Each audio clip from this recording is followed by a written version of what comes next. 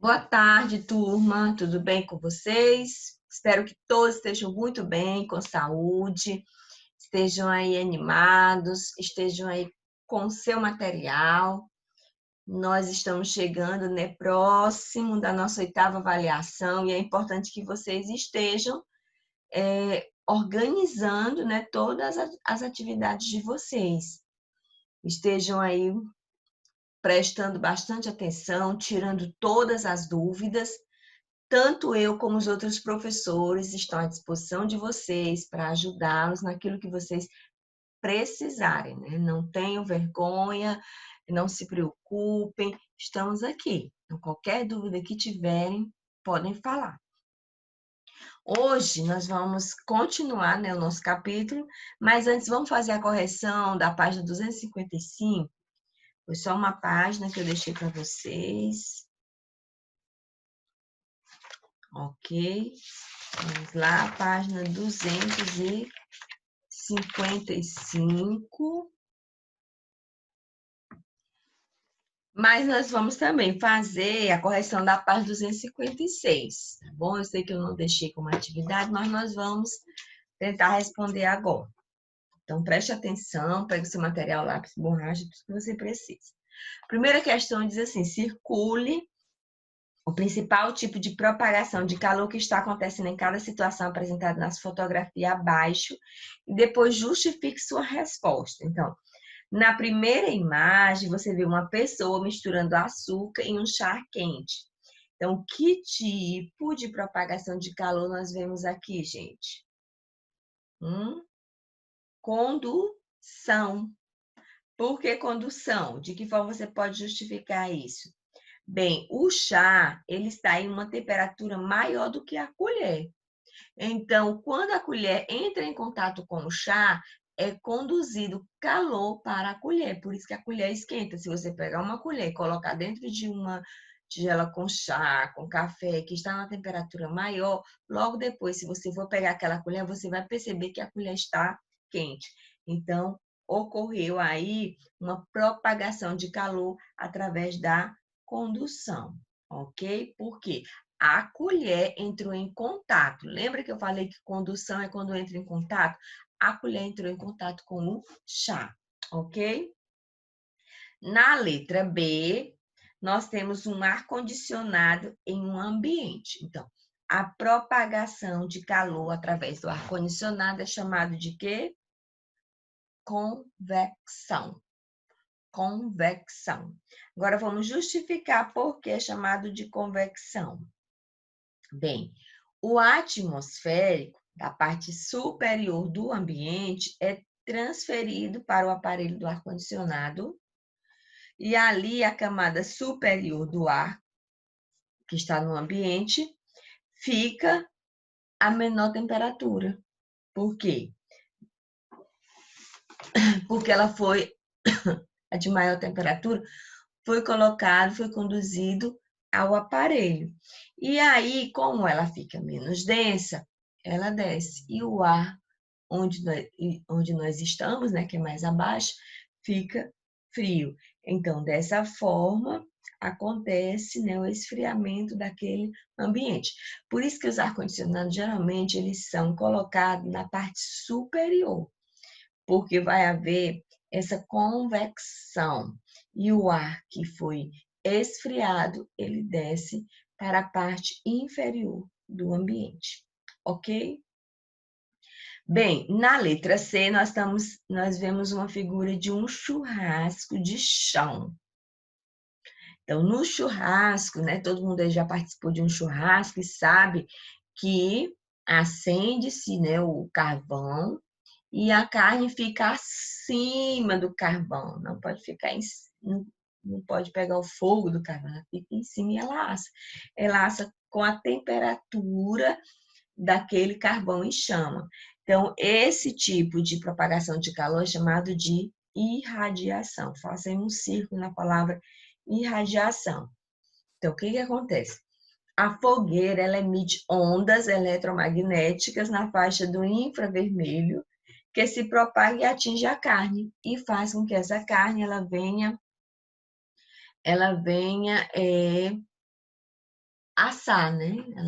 Ela, a, a carne ela passa por um processo onde ela vai ficar no ponto de ser comida, ok? Segunda questão. Jorge retirou um cubo de gelo de 10 gramas de massa do congelador e colocou em um copo.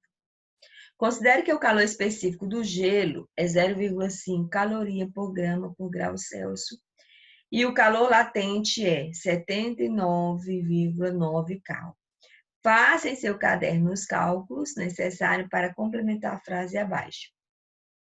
Então, aqui você vai usar aquela fórmula que nós aprendemos sobre o calor latente ou calor específico. Você vai avaliar os dados e ver qual das fórmulas você vai usar.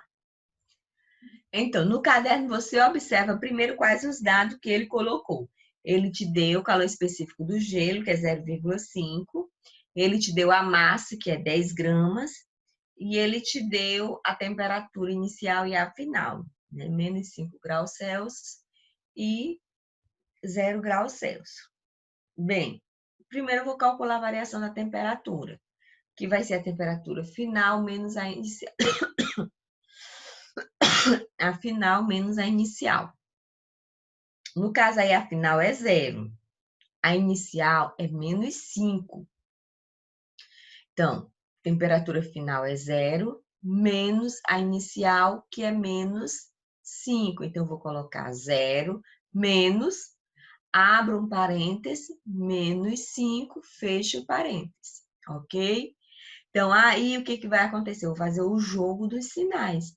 Lembra que quando se faz o jogo de menos por menos, fica mais. Então, aí vai ficar 0, menos por menos, mais 5. Então, a variação da temperatura vai ser 5 positivo. Lembrando, positivo porque eu fiz o jogo dos sinais, porque a temperatura inicial era menos 5, abaixo de 0. Então, aí eu encontro o ΔT, que é 5. Aí eu vou calcular, porque o que ele quer? Ele quer a quantidade de calor para levar essa temperatura do gelo, que está em menos 5, elevar para 0. Então, qual vai ser a quantidade de calor? Eu vou usar a fórmula da quantidade de calor. Quantidade de calor é igual a massa vezes o calor específico vezes a variação da temperatura. Vou só substituir, meninos. Q igual. Quem é o meu M? 10. Quem é o meu C? 0,5. Quem é o meu ΔT? 5. Vou fazer a multiplicação e o valor que eu vou encontrar é 25 calorias. Então, a quantidade de calor é 25 calorias. Ok? Na letra B, o que ele pede? Porque na letra A ele pede a quantidade de calor em calorias que deve ser fornecida ao gelo para levar sua temperatura de menos 5 graus Celsius para 0 graus Celsius. Então, 25 calorias. Completem aí, porque para completar, você faz o cálculo no caderno e completa no livro. Na letra B, ele quer saber a quantidade de calor em calorias necessária para que ocorra fusão de apenas metade da massa do gelo. Então, se ele quer só a metade da massa do gelo, eu já vou ter que fazer uma mudança aqui. Que mudança eu vou ter que fazer, gente? Na quantidade de massa. A quantidade de massa não é 10, ele quer a metade, então aqui na letra B a massa vai ser 5, porque é a metade de 10. E ele me dá também o calor latente de fusão da água, que é 79,7. Isso ele já me dá na questão. Então, os dados vai ser calor latente, que é representado pela letra L, igual a 79,7 calorias por gramas. E a massa é 5, porque é a metade de 10. Aí eu vou usar que fórmula, professora? A fórmula que tem o calor latente. Quantidade de calor é igual a massa vezes calor latente. Vou só substituir. Quanto é a minha massa agora? É 5, porque eu quero a metade. Quanto é o meu calor latente? 79,7. faço a multiplicação e eu vou ter como resultado, completem aí, 398,5 calorias, porque é quantidade de calor. Tudo bem? Bem, meninos, eu não tinha passado essa atividade, mas eu vou corrigir agora. Aí vocês já acompanham aí. Na terceira, ele diz assim: quando o congelador está em uma camada espessa de gelo, como mostra na figura ao lado, os alimentos demoram mais para congelar. Para evitar essa situação, é preciso fazer o degelo periodicamente. Letra A. Faça uma pesquisa e explique por que isso acontece. Bem, por que acontece? Porque o gelo é um mau condutor de calor. Então, dificulta com isso a troca de calor entre o congelador e o alimento que você está colocando. Então, por isso que o alimento não é congelado, ok? Letra B. O excesso de gelo no congelador pode aumentar o consumo de energia elétrica. Justifique sua resposta. Sim, gente, pode. O excesso de gelo dificulta a troca de calor entre o alimento e o congelador. E com isso, a geladeira consome mais energia para poder manter o alimento refrigerado.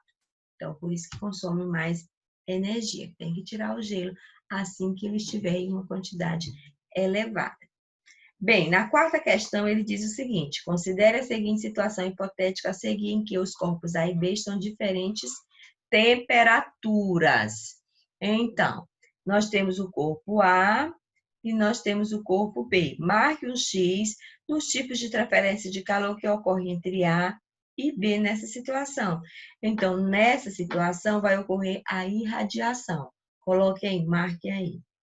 Letra B. Agora explique em seu caderno por que você marcou os outros, por que você não marcou os outros tipos de propagação de calor no item A, né? Primeiro, por condução, porque os corpos não estão em contato, estão separados, por isso que você não marcou. E o outro, pelo fato de não ter ar no interior da campânula e os corpos estarem isolados entre si. Não ocorre transferência por convecção, porque um está isolado do outro, por isso que não ocorre. Bem, meninos, aqui a gente encerra a correção do exercício. Vamos agora para o nosso conteúdo de hoje, que vai ser equilíbrio térmico, que está na nossa página 257, né? É importante que vocês façam essa leitura do texto, né? Ele até começa falando sobre o que é febre, qual a importância desse processo para o corpo humano, porque a gente sabe que a febre é uma elevação de temperatura no nosso corpo. E a febre também, ela é importante por quê? Porque ela é um indicador. A febre é um indicador de que existe alguma infecção, que existe algum problema no seu corpo. Então, quando você está com febre, você já tem que procurar descobrir o porquê daquela febre. Ela está indicando que tem alguma coisa no seu corpo que não está bem, que precisa ser ajustada, ok? Aí nós vamos falar. Aí por que a febre que ele colocou aqui? Porque a febre, quando nós estamos com febre, é importante que se tome alguma providência, ou de remédio, ou de uso de alguma prática, né? Muitas pessoas vão tomar banho, outras pessoas colocam um pano molhado no corpo. Para quê? Para equilibrar a temperatura do nosso corpo. Porque o nosso corpo ele não pode estar com uma temperatura elevada, porque isso vai trazer consequências seríssimas, vai trazer outros problemas que pode levar até a morte. Por isso, quando alguém está com febre, imediatamente se procura uma forma de diminuir aquela febre para que haja um equilíbrio térmico no nosso corpo. E aí nós vamos entender com isso o que é o equilíbrio térmico, que é a condição em que um corpo encontra-se na mesma temperatura que suas vizinhanças. Quer dizer, os corpos que se encontram em temperatura mais alta, né, que seus vizinhos, tendem a ceder-lhes calor de forma espontânea até que ambos passem a apresentar a mesma temperatura. Resumidamente, nós podemos falar que equilíbrio térmico é quando os dois corpos, né, naquele ambiente, atingem a mesma temperatura. Haverá uma transferência de calor e um que está com a temperatura maior cede calor para aquele que está com uma temperatura melhor. Então, essa troca só vai acontecer quando há um desequilíbrio térmico. Quando há um desequilíbrio térmico. O que é o desequilíbrio térmico? É quando um objeto, um corpo, está com a temperatura bem mais elevada do que o outro corpo. Jesus, voltando. Aí eu coloquei, meninas, essa imagem. Olha. Aqui nós temos um corpo que está, ó, de acordo com esse termômetro, em uma temperatura muito elevada. E aqui um corpo que está frio. Olha o termômetro indicando. Então, o equilíbrio é fazer com que esses corpos atinjam a mesma temperatura. Então, houve ele cedeu, né? Um corpo cedeu para o outro, de forma que ambos equilibraram, né? A mesma temperatura. Chegaram ambos à mesma temperatura, ok? Nós vamos ver agora um pouco sobre as máquinas térmicas. O que são essas máquinas térmicas? São as máquinas capazes de converter parcialmente o calor proveniente de uma fonte térmica em energia mecânica, que é energia cinética ou potencial. Nenhuma máquina térmica é perfeita, ou seja, mesmo a melhor máquina térmica já inventada jamais poderia ter um rendimento igual a 100%. Sempre vai haver uma diferença, certo? Não vai haver 100% de passagem, né? De conversão daquele calor, daquela temperatura. Aí, nessa imagem, nós vamos ver mais ou menos como é que funciona uma máquina térmica. Ela vai operar em ciclos e vai apresentar duas fontes diferentes. A fonte quente, como vocês estão observando aí na figura, e a fonte fria, né? A fonte quente, que recebe calor, e a fonte fria, por onde o calor é direcionado. Olha só, o calor ele vai ser direcionado à parte mais fria, ok? Em uma máquina, nem todo o calor é convertido em trabalho, nem todo, né? Então, ou seja, como eu já falei, o seu rendimento nunca vai ser 100%. O importante é nós sabermos que existem duas fontes. Em qualquer máquina térmica vai existir duas fontes, onde uma fonte vai transferir ou ceder calor para a outra. Quais são os tipos de máquinas? Existem 3 tipos de máquina. A máquina o motor a combustão, a máquina a vapor e a geladeira. Nós vamos estudar cada uma individualmente. Bem, o que é o motor a combustão? Como que ele funciona? Como o próprio nome já diz, meninos, no interior desses motores ocorre a queima de combustível, né? Gerando o calor e o movimento do automóvel, né? Do carro. Esse motor a combustão está presente, né, em vários objetos que nós usamos, como carro, como ônibus, caminhão, né?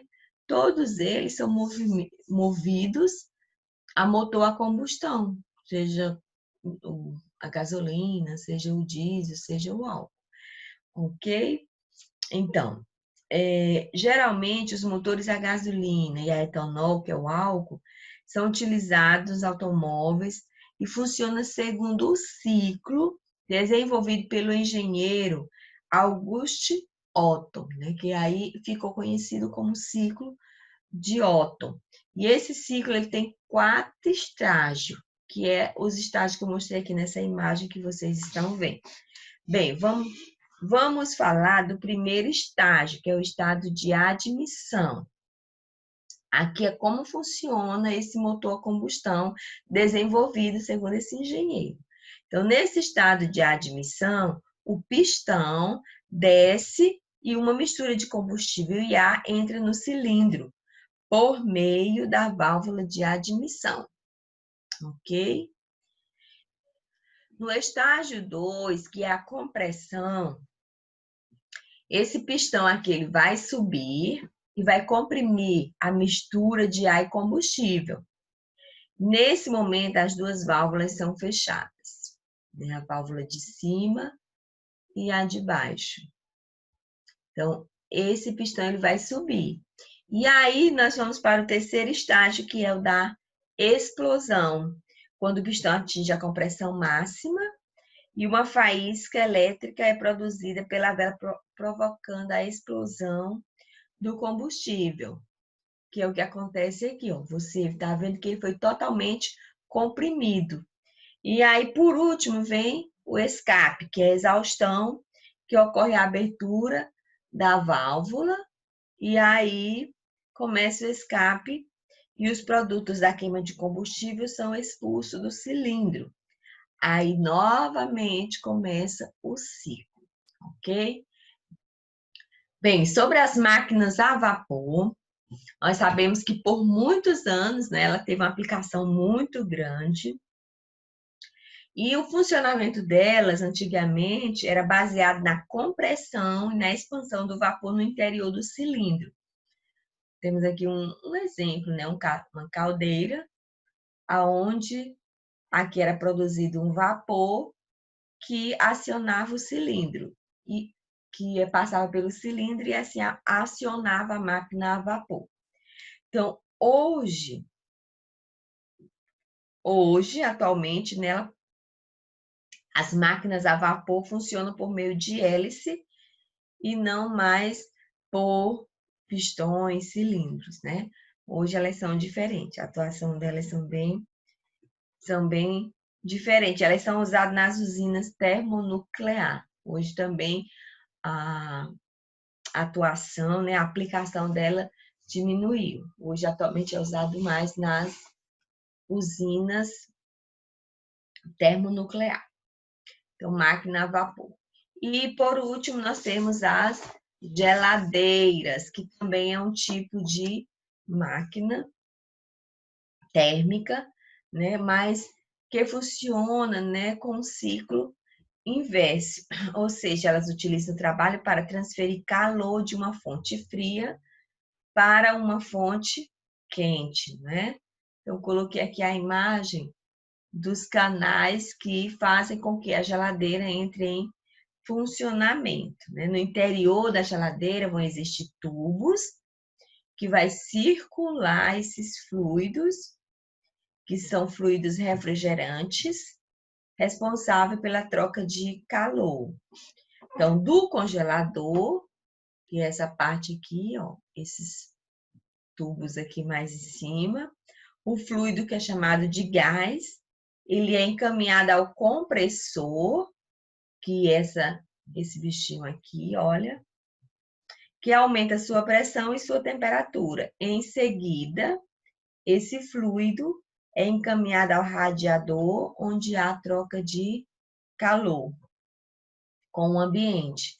Após o radiador, o fluido ele vai para a válvula descompressora, na qual ele aumenta o volume rapidamente e ele vai absorver o calor do congelador, onde reinicia o ciclo, né? Então, é esse processo que faz com que o congelador resfrie totalmente, né? No livro de vocês tem uma explicação bem resumida que vocês podem fazer essa leitura do processo. Então, a geladeira, né, térmica, ela vai funcionar através desse compressor e do gás que é colocado, né? Às vezes na sua casa a mãe diz assim, ó, o gás da geladeira acabou, então tem que colocar outro gás para que permaneça refrigerando. Assim também como o ar-condicionado, né? Que funciona também nesse mesmo princípio. Ok, meninos? Então, hoje a gente encerra a nossa aula, esse conteúdo. Qualquer dúvida que vocês tiverem, coloquem aí no grupo. Eu vou deixar aí uma atividade para vocês fazerem. Importante que vocês façam a atividade e também façam a leitura, tá certo? Então, um cheiro e até a nossa próxima aula.